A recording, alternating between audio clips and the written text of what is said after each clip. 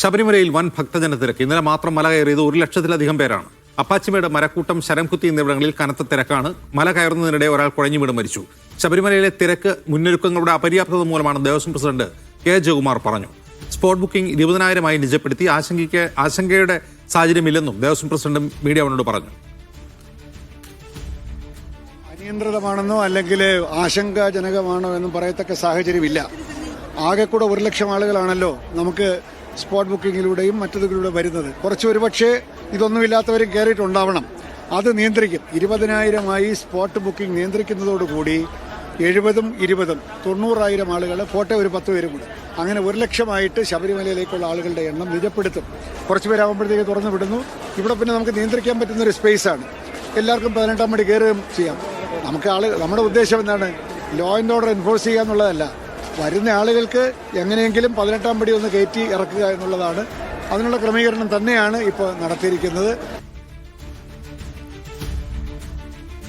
Spot ബുക്കിങ്ങിന് നമ്മൾ 20,000 എന്നുള്ള limit വെക്കുമ്പോൾ ആ ലിമിറ്റിനുള്ളിലുള്ള ആൾക്കാർ വരാതെ സ്പോട്ട് ബുക്കിംഗ് കിട്ടിയില്ലെങ്കിൽ എങ്ങനെയെങ്കിലും തൊഴാം എന്നുള്ള ധാരണയോടുകൂടി വരുന്നവരാണ്. അവർ മനസ്സിലാക്കണം. ഇനി നമ്മൾ ഇപ്പോൾ എന്തായാലും സ്പോട്ട് ബുക്കിംഗ് ഇല്ല, ഇന്നത്തേക്ക് നാളത്തേക്കുള്ളത് തീർന്നു കഴിഞ്ഞു ഓൾറെഡി. ഇനി സ്പോട്ട് ബുക്കിംഗ് ഇല്ല എന്ന് പറയാനായിട്ടാണ് നമ്മൾ നിർദ്ദേശം കൊടുത്തിരിക്കുന്നത്.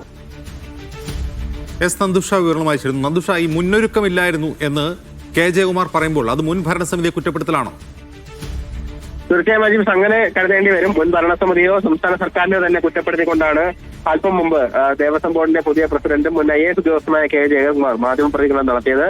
മുന്നൊരുക്കങ്ങളുടെ അപര്യാപ്തതയാണ് ശബരിമലയിലെ ഇപ്പോൾ നിലവിലുള്ള ജനത്തിരക്കിന് കാരണമെന്നാണ് അദ്ദേഹം ചൂണ്ടിക്കാട്ടിയത്. ഏതായാലും അദ്ദേഹം പറഞ്ഞതിനോട് 100% ഭക്തരും യോജിക്കുന്നു. കാര്യം അവരെ വടം കെട്ടി നിർത്തുന്ന സ്ഥലങ്ങളിൽ അവർക്ക് കുടിവെള്ളമോ ലഘുഭക്ഷണമോ ശൗചാലയം ഉപയോഗിക്കാനുള്ള സൗകര്യങ്ങളോ പോലും ഇല്ലാത്ത മേഖലകളിലാണ് പലപ്പോഴും നിൽക്കുന്നത്. ഇത്രയധികം ആളുകൾ ഇവിടേക്ക് എത്തുന്നെങ്കിൽ പോലും അവർക്ക് അനുയോജ്യമായ അല്ലെങ്കിൽ അവർക്ക് അനുസൃതമായി ഇവിടുത്തെ ഫെസിലിറ്റീസ്, അടിസ്ഥാന സൗകര്യങ്ങൾ ഒതുക്കുന്ന കാര്യത്തിൽ ദേവസ്വം ബോർഡ് കനത്ത പരാജയമാണെന്നാണ് തീർത്ഥാടകർ അല്പം മുമ്പ് നമ്മളോട് പ്രതികരിച്ചപ്പോൾ പറഞ്ഞത്. ഏതായാലും നിലവിൽ നട തുറന്നതോടെ നേരിയ തോതിൽ ജനങ്ങൾ ക്യൂ നീങ്ങി തുടങ്ങിയിട്ടുണ്ട്. 18-ാം പടിക്ക് താഴെയുള്ള ആളുകളെ പൂർണ്ണമായി ഇപ്പോൾ സന്നിധാനത്തേക്ക് ശ്രീകോവിലിന് മുന്നിലേക്ക് ദർശനത്തിനായി കടത്തിവിട്ട് തുടങ്ങിയിട്ടുണ്ട്. ഇനിയിപ്പോൾ നിരവധി ആളുകളെ വടം കെട്ടി തടഞ്ഞിട്ടുണ്ട്. മരക്കൂട്ടത്തും അതോടൊപ്പം അപ്പാച്ചിമേട്ടിലുമൊക്കെ വടം കെട്ടി ആളുകളെ തടഞ്ഞിട്ടുണ്ട്. അവരെ കൂടി സന്നിധാനത്തേക്കോ നടപ്പന്തലിലേക്കോ ഒക്കെ എത്തിക്കാനുള്ള ശ്രമമാണ് പോലീസിന്റെ ഭാഗത്ത് നടക്കുന്നത്.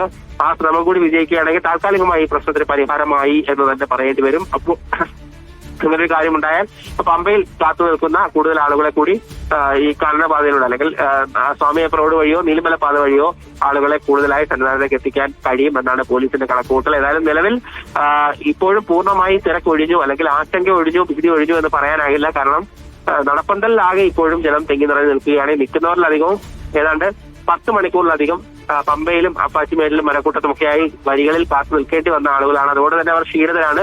അവർക്കുള്ള കുടിവെള്ള വിതരണവും ലഘുഭക്ഷണ വിതരണവും ഇപ്പോൾ ആരംഭിച്ചിട്ടുണ്ട് എന്നുള്ളത് ആശ്വാസമാണ്. എങ്കിൽ പോലും ഇത്രയും വേഗം ദർശനം നടത്തി മടക്കണം എന്നുള്ള ഒരു ആഗ്രഹമാണ്, അത്തരത്തിലൊരു ചിന്തയാണ് അവരെ ഭക്തർ പങ്കുവെക്കുന്നത്.